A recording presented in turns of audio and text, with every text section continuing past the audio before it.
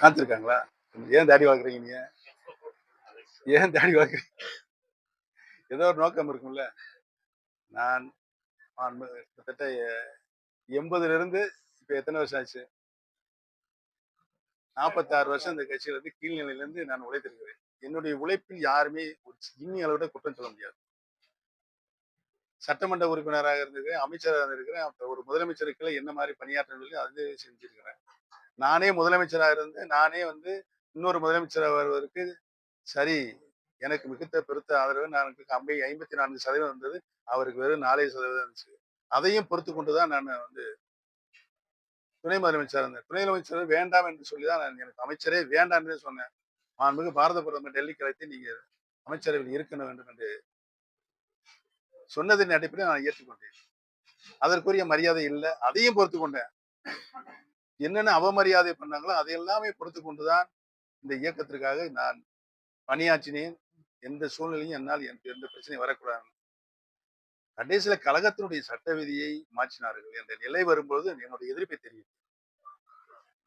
தலைவர் கொண்டு வந்த சட்ட விதியை மாற்றுவதற்கு யாருக்கு உரிமை இருக்கிறது? எந்த விதியை வேணாலும் திருத்தலாம். ஆனால் இந்த ஒரு விதியை மட்டும் கழகத்தினுடைய அடிப்படை தொண்டர்கள் தான் பொதுச் செயலாளரை தேர்ந்தெடுக்கப்பட வேண்டும், தேர்தல் மூலமாக தேர்வு செய்யப்பட வேண்டும் என்று சொன்ன விதி. அதற்குரிய காரணம் என்ன என்பது உங்களுக்கு தெரியும். அவரை திமுகவிலிருந்து விலக்குகின்ற பொழுது 18 மாவட்ட செயலாளர்கள் விலக்கினார்கள். அந்த நிலை அனைத்து இந்திய அன்னார முன்னேற்ற கழகத்துக்கு வரக்கூடாது. அனைத்து தொண்டர்களுக்கும் அந்த உரிமையை நான் தருவேன். பொதுச் செயலாளரை தேர்ந்தெடுத்து விட்டுதான் அந்த பொதுச் செயலாளர் பதவியில் அமர்ந்ததற்கு பின்னர்தான் ஊரக உள்ளாட்சி கிளைக்கழக தேர்தல், பேரூராட்சியினுடைய கிளைக்கழக தேர்தல், நகராட்சியினுடைய கிளைக்கழக தேர்தல், மாநகராட்சியினுடைய கிளைக்கழக தேர்தல் அந்த உறுதிச்சாலை நடத்தப்பட வேண்டும் என்பதுதான் விதி. இந்த விதியை மாற்றுவதற்கு யாருக்கு? விதியை மாற்றக்கூடாது என்ற விதியை வகுத்து தந்த இந்த கட்சியை உருவாக்கிய புரட்சி தலைவரை எழுதிவிட்டு போனதை மாற்று சேர்வுக்கு நீங்கள் யார்? அதைத்தான் நான் கேள்வி கேட்டு கோர்ட்டுக்கு போயிருக்கிறேன். கோர்ட்டுக்கு போயிருக்கேன்னா இப்ப நடந்துட்டு இருக்கு, சட்ட போராட்டம் நடந்துட்டு இருக்கு. என்னை எந்த நிலையிலுமே அரசியல் இருக்கக்கூடாது. யாராவது எடுக்க முடியுமா? நிலையை எடுக்க முடியுமா? எடுக்க முடியும். சொல்லுங்க நீங்க. எனக்கென்று ஒரு நிலையை அரசியலில் நான் எடுக்க வேண்டுமா வேண்டாமா? இன்னைக்கு தலைவரும் இல்லை, அம்மாவும் இல்லை. கட்சியை உருவாக்கிய தலைவர் வகுத்து தந்தையை நீங்க சீரழிப்பீங்க. இந்த கட்சியை யாராலும் வெல்ல முடியாத இயக்கமாக கொண்டு நிலைநிறுத்திய புரட்சி தலைவி அம்மாவுக்கு அங்கம் விளைவிப்பீங்க. இந்த இயக்கத்திற்கு எவ்வளவு சோதனை வந்தாலும் வேதனை வந்தாலும் தாங்குகின்ற பொறுமையாக இருந்த பன்னீர்செல்வத்தை அரசிலிருந்து துறவரம் போன செய்ய வேண்டும் என்று நீங்கள் முடிவெடுப்பீர்கள். உச்சம் கோர்ட்ல போய் நான் வேட்டி கட்டக்கூடாது, கொடி கட்டக்கூடாது, இதெல்லாம் யாரு செய்வா? ஒரு முன்னாள் முதலமைச்சராக இருந்திருக்கிறேன், கழகத்தினுடைய ஒருங்கிணைப்பாளராக இருந்திருக்கிறேன். நான் என்ன தவறு செய்தேன் மட்டும் கேட்கிறேன். கட்சியினுடைய வளர்ச்சிக்கோ, கட்சியினுடைய ஊருக்கோ, இல்லாட்டி தொண்டர்களுக்கு ஒரு தொண்டனை கை நீட்டி அடிச்சிருக்கனா? என்ன தவறு செய்தேன் அதை மட்டும் சொல்லுங்க. நான் அரசியலிருந்து விலகி.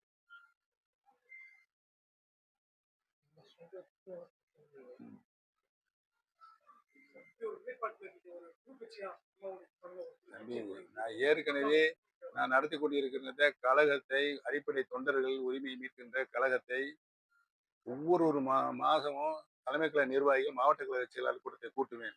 அந்த கூட்டத்திலேயே நான் அறிவித்திருக்கிறேன், எந்த நிலையிலும் நான் தனி கட்சி துவங்க மாட்டேன். இந்த கழகம் மீட்டெடுப்பதற்கு உரிமையை அனைத்து இந்திய அன்னார முன்னேற்ற கழகத்தினுடைய அடிப்படை உரிமைகளை மீட்டெடுப்பதற்காகத்தான் இந்த கழகம் தோற்றுவிக்கப்பட்டது. அதுக்கு நான் உறுப்பினரே சேர்க்கல.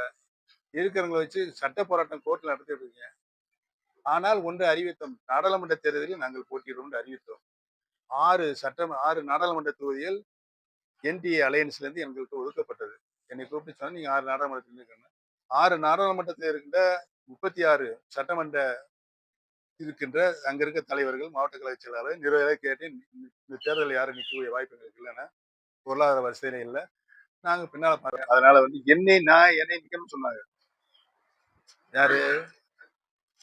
கட்சிக்காரங்க தலைமை நிர்வாகி. எனக்கு வேணாம், 2 வருஷம் இருக்குது சட்டமன்ற உறுப்பினர். நான் 5 ஆண்டுகள் எனக்கு நம்பிக்கை வச்சு அவர் நல்ல பள்ளிக்கு பணியாற்றுவேன், அவங்க நம்பிக்கை வச்சு என்னை சட்டமன்ற உறுப்பினர் ஆகிக்காங்க. நான் போய் ரிசைன் பண்ணிட்டு போய் எங்க போய் நிற்க வேணாம், தயவுசெய்து என்னை விட்டுருங்க, ஆள வேண்டாம். இல்லை நீங்க அவசியம் நிற்கணும்னாங்க. சரி பாங்க ஆலோசனை போட்டுருமே நம்ம அண்ணன் ஐயா பண்ருட்டியார் நீ கட்சி ஆரம்பிச்சிருக்காருல்ல, அவரும் சொன்னாரு தனி கட்சி ஆரம்பிச்சு 1 வருஷத்துக்கு முன்னால. ஏன்னு இந்த எல்லாம் என்ன போய் இருக்கிறீங்க நீங்க? அப்படின்னு அவர்கிட்ட கேட்டு வேணாம் தனி கட்சியில வேணான்ட்டு அவர்கிட்ட மறுத்திருக்கிறேன். அவர்கிட்ட போய் ஆலோசனை கேட்டாங்க. இந்த மாதிரி பன்னீர்செல்வம் இந்த முட்டாள்தனமான ஐடியாவை யார் சொன்னதுன்னு கேட்டார். எடுத்தோடனே அவர் பன்னீர்செல்வத்தை கொண்டு போய் ராமநாதபுரம் எலெக்ஷன்ல வேட்பாளராக நிறுத்திருக்கிற சொன்ன முட்டாள்தனமான ஐடியா யார் சொன்னது எடுத்தோடனே கேட்டாரு. என்னை நிக்கணும்னு சொன்னாலும் வாயடைச்சு போனாங்க. யாருக்கு மூச்சு விட்டு பேச்சு இல்லை. போங்க போய் பாரதிய ஜனதா கட்சிக்கு ஆதரவுன்னு அறிக்கை விட்டு இருங்க, நம்மளுக்குன்னு ஒரு காலம் பின்னால வரும், அப்போ பார்த்துக்கலாம் அப்படின்னு சொல்லி அனுப்பிச்சு விட்டாரு. என்னை வீட்டுக்கு வந்து நான் யாருன்னு சொல்ல அரசியல் நாகரிகம் நான் சொல்லலை. விடிய விடிய விடிய விடிய விடிய எங்க பையங்களை 2 பேரையும் கூட்டு வந்துட்டு எங்க மருமகனையும் கூட்டு வந்து நீங்க அவசியம் நிக்கணும்னு சொல்லி என்னை வற்புறுத்தியதன் காரணமாக தான் நான் ராமநாதபுரத்தில் கடும் வெயில் 12 நாள் தான் இருக்கு. பலாப்பழ சின்னம். இவங்க வேற 6 பன்னீர்செல்வம் கூட்டு வந்துட்டாங்க. இவ்வளவு இம்சையை நீ கொடுக்கணும் தேவையா? காமராஜர் ஐயா வந்து சாத்தோல் நின்று தோத்துட்டாரு. திரும்ப நாகர்கோயில் நாடாளுமன்றத்தில் நிற்கிறாரு. அண்ணா என்ன சொன்னாரு? அவர் பெரிய தலைவர், யாரும் பிரச்சாரத்துக்கு போகிறாங்க, அவர் ஜெயிக்கணும், நாடாளுமன்றத்துக்கு அவர் போகணும் அப்படின்னு சொன்ன பெருந்தன்மை அண்ணா. அண்ணா எப்படி திராவிட முன்னேற்ற கழகத்தை வளர்த்தாரு? இப்படியா வளர்த்தாரு? சர்வாதிகாரமான வளர்த்தாரு? புரட்சி தலைவர் இப்படியா வளர்த்தாரு கட்சியை? மாண்புமிகு அம்மா அவர்கள் இப்படியா வளர்த்தாங்க? அவரெல்லாம் அனைவரையுமே அரங்கன் இல்லை, மதம் இல்லை, அனைத்து மக்களும் சமநிலையில் இருந்தானே கட்சியை வளர்த்தார்கள். நாங்களும் அப்படி பின்னால்தானே அவங்க அம்மா சொன்னதானே கேட்டு வந்திருக்காங்க. பன்னீர்செல்வம் என்ன தவறு செய்யும்? என் மகன்கள், என்னுடைய வாரிசுகள் யாருக்கு என்ன தவறு செய்யும்? 38 இடம் போட்டிட்டு ஒரே ஒரு இடத்துல ஜெயிக்குது நாடாளுமன்றத்துல. ரவீந்திரநாத் இங்க பெரியவா நாடாளுமன்றத்துக்கு எவ்வளவு நாங்க கஷ்டப்பட்டுங்க ஒரு ஆளை கொண்டு வர்றதுக்கு. பாரத பிரதமர் ஒருத்தரே ஜெயிச்சிருக்காரு, அவருக்கு அமைச்சர் பதவி கொடுக்கலாம் சொல்லி முடிவு பண்ணிட்டாரு. முடிவு பண்ண வரும் தெரிஞ்சு என்ன நடந்த கூத்தெல்லாம் நடந்துச்சுன்னா உங்களுக்கு தெரியுமில்ல. அத்தனை கூத்தையும் நடக்கலாம். அது வரைக்கும் நான் பொறுமையாதான் இருந்தேன், எதுவுமே பிரச்சனை இல்லை. இப்ப பன்னீர்செல்வம் ஒரு நிலை எடுக்க போறாரு அப்படின்னு ஏன் அலறீங்க? ஏன் அது உங்களுக்கு தானே தெரியும். அதான் உங்களுக்கு தெரியும், நீங்க எழுதுங்க.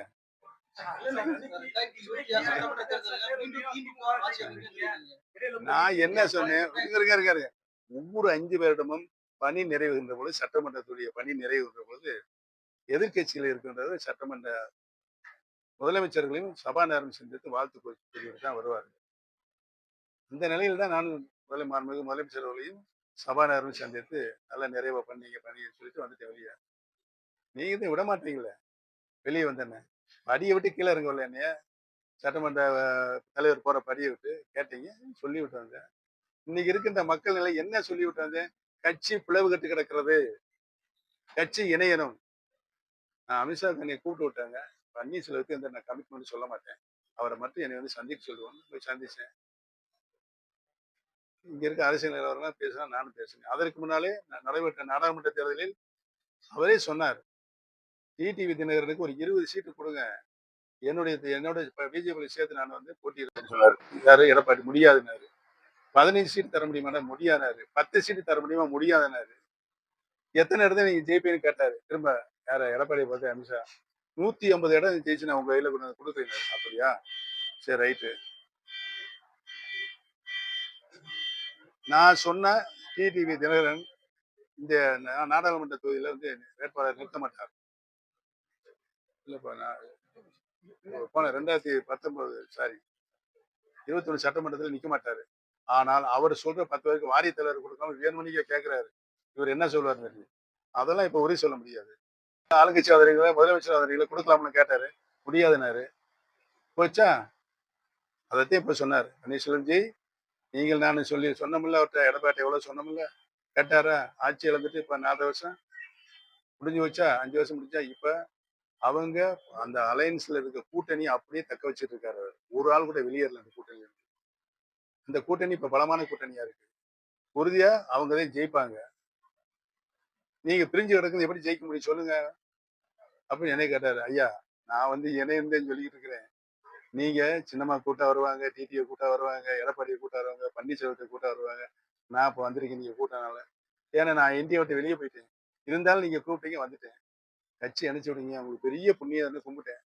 பன்னீர்செல்வம்ஜி, நான் சொல்லிட்டே இருக்கிறேன், போன வட்டம் வரும்போது சொன்னேன். இப்போ 9ஆம் தேதி வருவாரு. திரும்ப நான் பிரஸ் மீட்ல சொல்றேன்னு சொன்னாரு. அவர் போய் போனாரு. அவர் சொன்னாரு கேட்கல. நான் என்ன செய்வேன்? நான் ஏதாவது ஒரு சங்கர மடத்துல போய் சேர்ந்துடலாமா? சொல்லுங்க. என்னங்க இவ்வளவு அநியாயம் அக்கிரமத்தை பொறுத்துக்கொண்டு இன்னமும் இங்கேயே ஊசலாடிக் கொண்டிருக்கின்ற பன்னீர்செல்வம் அரசியல் நிலை என்ன எடுக்க வேண்டும் நீங்களே சொல்லுங்க. சொல்லுங்கய்யா, சொல்லுங்க. என்ன பேசாம இருக்கீங்க? வேற ஏதாவது கேள்வி இருக்கா? நீங்க தான் சொல்லிக்கிட்டு இருக்கீங்க. அந்த கேள்வியை நீங்களே கேட்டு பதிலையும் நீங்களே எழுதுறீங்க. அது பத்திரிகைலாம் நான் மதிக்கின்ற பத்திரிகை கூட அந்த மாதிரி எழுத ஆரம்பிச்சிருச்சு இப்ப. திமுக ஆட்சி அமைக்கிறதுக்கு வாய்ப்பு இருக்கு. என்னை பொறுத்தவரையில் சொல்றது கேளுங்க.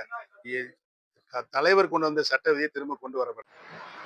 தலைவர் என்னென்ன விதியை இந்த கட்சி இயக்கம் 50 ஆண்டுகளும் 55 ஆண்டுகளும் எனக்கே சங்கடம் எந்திரி. யாரு நீ சொல்லு தம்பி என்ன செய்யலாம்? நீ சொல்லு என்ன செய்யலாம்?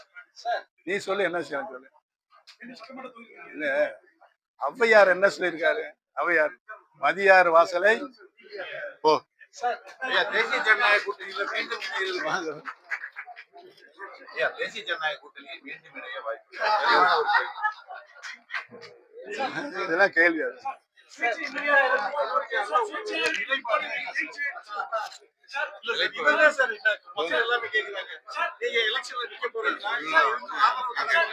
உங்களை சொல்லிட்டு நீங்க